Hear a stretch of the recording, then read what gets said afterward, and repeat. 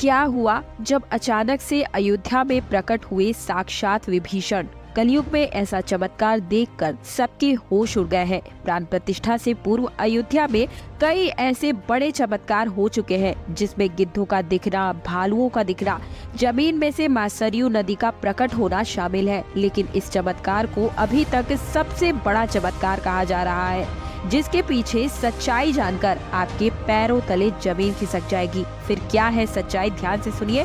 क्या ये सच है कि लंका के राजा विभीषण अपने मित्र रामलला से मिलने पहुँचे हैं?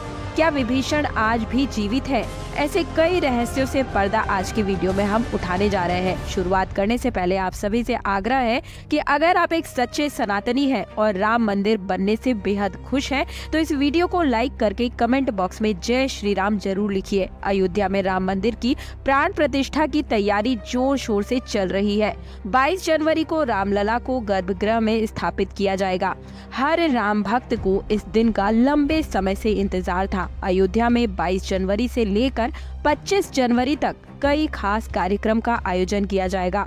इस बीच मंदिर के गर्भगृह के निर्माण का काम 24 घंटे चल रहा है। कहा जा रहा है कि हजारों लाखों बंदर आकर भी निर्माण कार्य में मदद कर रहे हैं। 22 जनवरी को रामलला की प्राण प्रतिष्ठा होने वाली है। किसी भी मंदिर में की जाने वाली भगवान की मूर्ति की प्राण प्रतिष्ठा का बहुत महत्व होता है। मूर्ति की प्राण प्रतिष्ठा के बिना भगवान का पूजन अधूरा माना जाता है। आगे वीडियो में जानते हैं कि प्राण प्रतिष्ठा क्या होती है और इसके बाद जानेंगे कि कैसे विभीषण राम मंदिर में प्रकट हुए। प्राण प्रतिष्ठा मूर्ति स्थापना के समय की जाती है। किसी भी मूर्ति की स्थापना के समय उस प्रतिमा का रूप को जीवित करने के लिए विधिवत प्राण प्रतिष्ठा करना ही प्रतिष्ठा कहलाती है। प्राण शब्द का अर्थ जीवन शक्ति और प्रतिष्ठा का अर्थ स्थापना होता है। ऐसे में प्राण प्रतिष्ठा का अर्थ जीवन शक्ति की स्थापना करना है। देवता को जीवन में लाना होता है। बिना प्राण प्रतिष्ठा के कोई भी मूर्ति पूजा के योग्य नहीं मानी जाती है। मान्यता है कि प्राण प्रतिष्ठा के जरिए मूर्ति में जीवन शक्ति का संचार होता है और मूर्ति में देवता के रूप में बदल जाती है। अर्थात अब साक्षात प्रभु श्री राम अयोध्या राम मंदिर में निवास करने वाले हैं। और जब स्वयं प्रभु राम मंदिर में विराजमान होने को आ रहे हैं, तो उनके प्रिय मित्र व भक्त विभीषण कैसे पीछे रह सकते हैं? क्योंकि जब प्रभु श्री राम ने रावण का वध किया था, लंका पर विजय पाई थी और पुष्पक विमान के जरिए जब फिर से अयोध्या लौटे थे, तब प्रभु श्री राम के साथ विभीषण जी भी अयोध्या आए थे और कई दिनों तक अयोध्या में ही रुके थे। इसके बाद उन्होंने लंका का राज सिंहासन संभाला और लंका के राजा बन गए। यानी प्रभु श्री राम की भक्ति उनके लिए बहुत भाग्यशाली साबित हुई है, क्योंकि जो राम की शरण में आ जाता है उसका उद्धार निश्चित ही होता है। लेकिन क्या विभीषण आज भी जिंदा है? इसका जवाब आपको आगे इसी वीडियो में मिलने वाला है।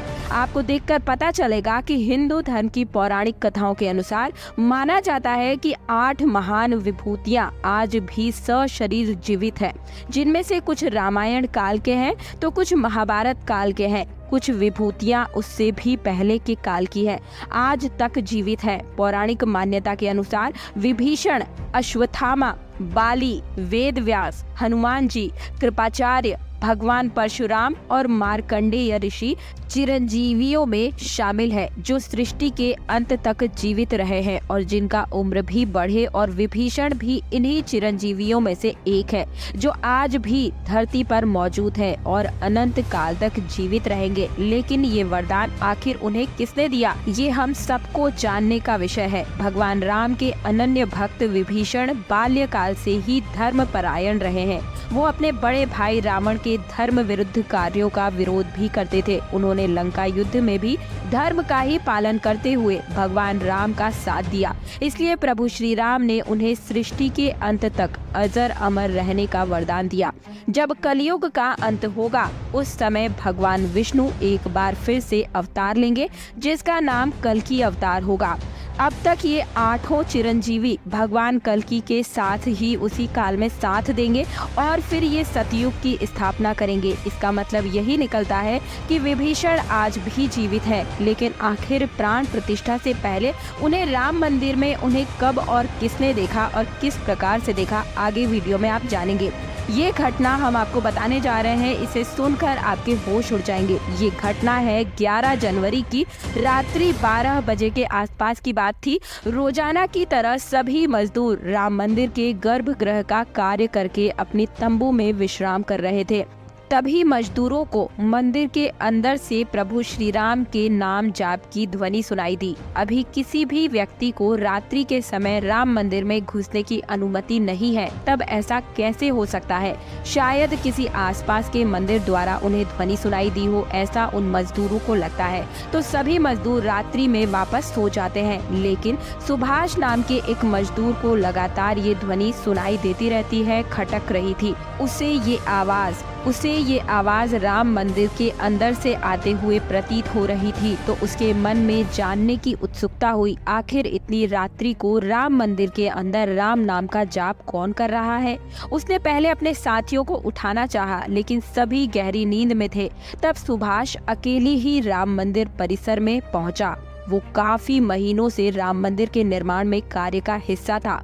उसे राम मंदिर का एक एक दरवाजा, एक एक कोना अच्छी तरह से पता था।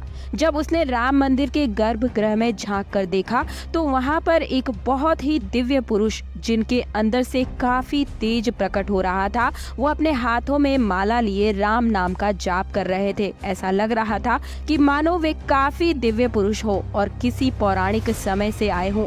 उनको बैठने का तरीका और उनका अंदाज राजाओं की तरह मालूम पड़ रहा था। सुभाष ने ये नजारा देखकर दंग रह गया, उसके होश उड़ गए। इसके बाद सुभाष अपने साथियों को बुलाने के लिए चला गया और सभी साथी मिलकर गर्भगृह तक पहुँचे तो सभी के होश उड़ गए, क्योंकि ये दिव्य व्यक्ति वहाँ से गायब हो चुके थे। क्योंकि रात्रि का समय चल रहा था तो सभी लोग सुभाष की बातों को भ्रम समझ रहे थे और कोई भी उसकी बात को मानने को तैयार नहीं था। लेकिन सुभाष जानता था कि उसने जो देखा है वो बहुत बड़ा चमत्कार है। लेकिन उसके मन में एक ही सवाल था कि रात्रि 12 बजे राम मंदिर में राम नाम का जाप करते इस दिव्य पुरुष को आखिर मैंने ही क्यों देखा, और ये थे कौन? क्योंकि आज के समय में किसी भी पुरुष के अंदर इतना तेज नहीं हो सकता। उनका संबंध पौराणिक काल से ही हो सकता है। और अगर रामायण काल की बात करें तो 2 ही शख्सियत हैं जिनके होने का दावा आज भी कलयुग में करा जा सकता है। पहले हैं हनुमान जी और दूसरे हैं विभीषण जी। तो पूरी संभावना यही है कि सुभाष ने राम मंदिर में रात्रि के समय जिस महापुरुष को देखा वो राजा विभीषण ही हो सकते हैं, क्योंकि वो आज भी धरती पर जीवित हैं और 8 चिरंजीवियों में से एक हैं। ऐसे दिव्य मौके पर राम मंदिर में कई चमत्कार लगातार हो रहे हैं। जहां कहीं दिव्य शक्तियां भी राम मंदिर के स्वागत के लिए अयोध्या पहुंच चुकी है। देश का हर एक भक्त, राम भक्त, अपनी आहुति अर्पित कर रहा है। आने वाली 22 तारीख के मौके पर कई संत महात्मा, जिन भक्तों ने राम मंदिर के लिए संघर्ष किया था, वे सभी अयोध्या पहुँचेंगे। न केवल 22 जनवरी को बल्कि 12 जनवरी से ही मेहमानों का अयोध्या जाने का सिलसिला शुरू हो चुका है।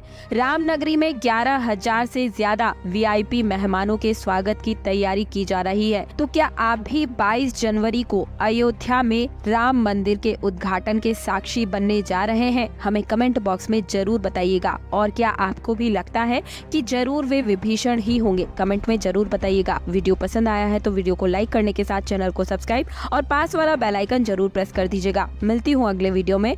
जय श्री राम।